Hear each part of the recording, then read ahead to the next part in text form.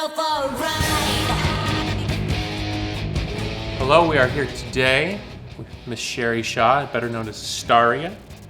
Tell us how you got the name Sstaria. Well, there's two of us. Okay, I don't care. No, go ahead, I'm serious. There's two of us, me and my partner Brian, and He's the S? No, I'm both the S's. Okay. He's just the essence. He's the Taria. The Taria. Yeah. No, it's like an aria, like a female singer, and SS are my initials. Okay, so you are the musical director for Resistance Pro, something I'm very proud of working with you on because I think you've done a fantastic job. Thank you. And so the reason we're doing this video is we want people to know a little bit more about your music, and of course you have your own musical life outside of Resistance Pro, which is hard to believe because Resistance Pro Wrestling takes up a lot of both of our time. It does. So tell us a little bit about how you got involved. Well, I was at a conference, like a Comic-Con type thing, and someone's like, Billy Corgan. Were you dressed like a Furby? A or? Vulcan? No. I was dressed like myself, excited to meet the kids from Willy Wonka.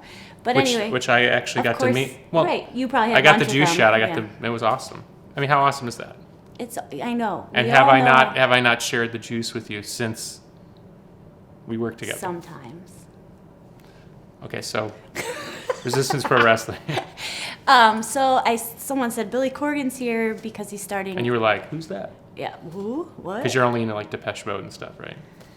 Is he gonna let me talk? This is how it works with us. We're very brother sister. And someone said Billy Corgan's here because he started a pro wrestling league, which I thought was hysterical in so many levels. So I went over there to check it out, and it was just mass chaos. And so I just watched from afar. You probably don't even know this, but after the autographs were kind of over, I was just standing there with my camera, and I said, Billy, could you smile so I at least have a normal picture? And he went like that, and I have that picture. Yeah, that's my fake smile. Anyway, so when I got home, we bought tickets that day because I was excited about it. And when I got home, I tweeted our pros like, hey, if you write music for the chicks, I want in. You happened to see it and tweeted me and asked me if I was serious, and I said, of course. So I'd already checked your music out by then. So Oh, did you? I already knew that you were good. Oh, you stalked me. That's cool. Yeah. And Yeah, then, so our original, sorry to interrupt. That's Our, right. our original conversation was, some MMA fans might be interested in this, is I used to love the way the music was used in the Pride Right. promotion out of Japan. I thought their use of music was so unique, where kind of typical MMA, it's very metal, and actually professional wrestling, kind of like a lot of metal riffs and stuff like that. Obviously WWE is a bit different, but you kind of get tired of the kind of the jarhead music that goes with Wrestler X. So I thought, wow, the kind of stuff you're doing, if we can kind of get that Pride atmosphere for Resistance Pro and do kind of things that are far different, and I think you've done a fantastic job about bringing a different atmosphere.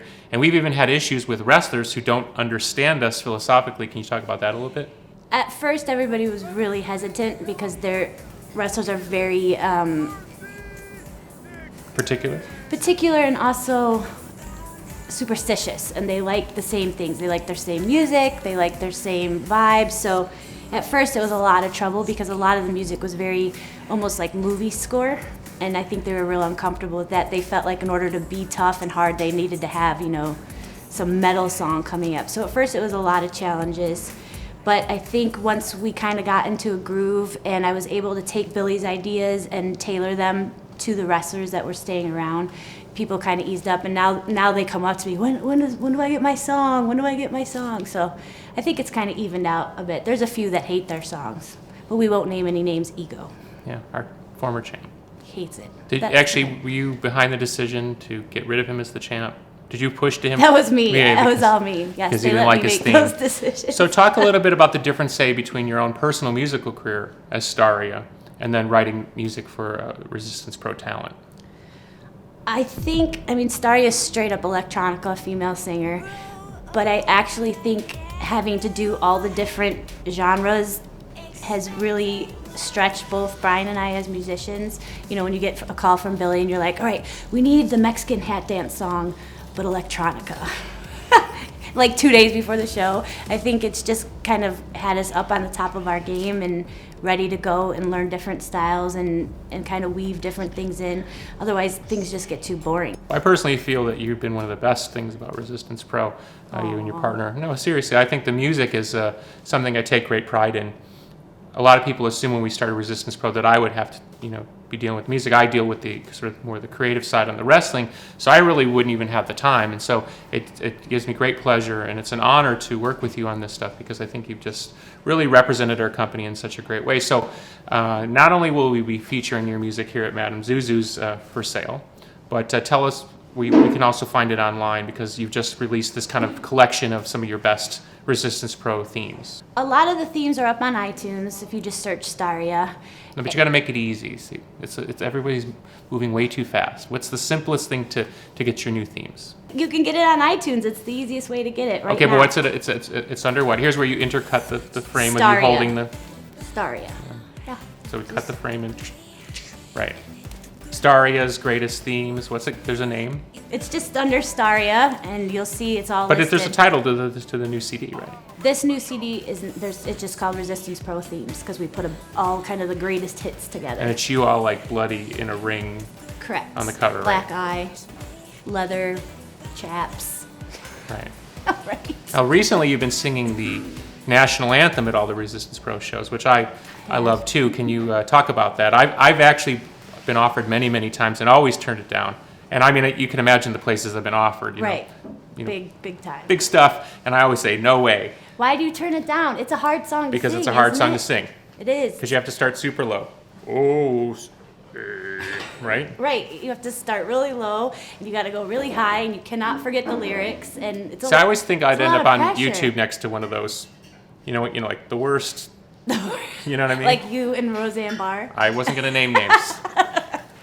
It's a little intimidating, but they asked me to do it because we were doing something with some veterans at a show, and I just didn't feel like I could pass that up. It was some little way I could give back and show some respect to them, so I did it. And kind of just, I think people liked it. I think they like having it live rather than it playing I on think a it's- CD or. I think it's so much better when you do it live.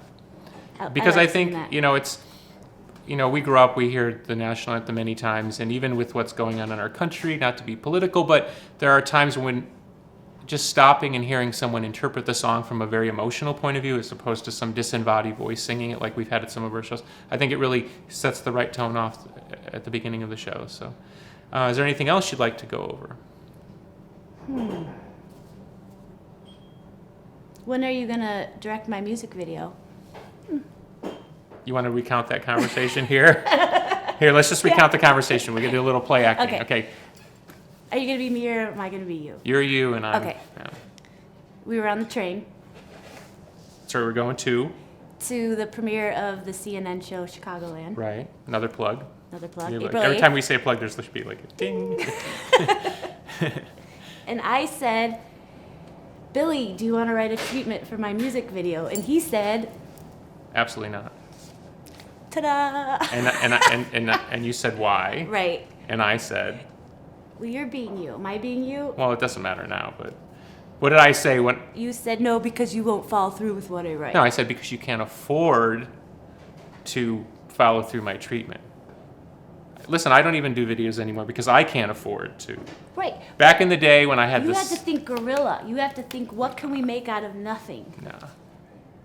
When you've made these kind of big budget videos, it's like it's a long fall to the bottom with these, But I like haven't you against a brick made wall bu- again. I haven't made big budget videos. Not that we know of. Some women have like the secret thing that no one knew that they did, and it comes out later, like the beauty. No. We're gonna find out you had some secret like life in Asia as a lounge singer or something. They all know. In fact, you said to me the only reason I work for Rpro is because I know when I walk in that I'm the most wholesome person there. I did say that. He calls me the mom of Rpro because I'm kind of the moral compass, which is a scary thing that I'm in charge of being the moral compass. Wrestling is very raunchy. You think so? Thank you. See ya.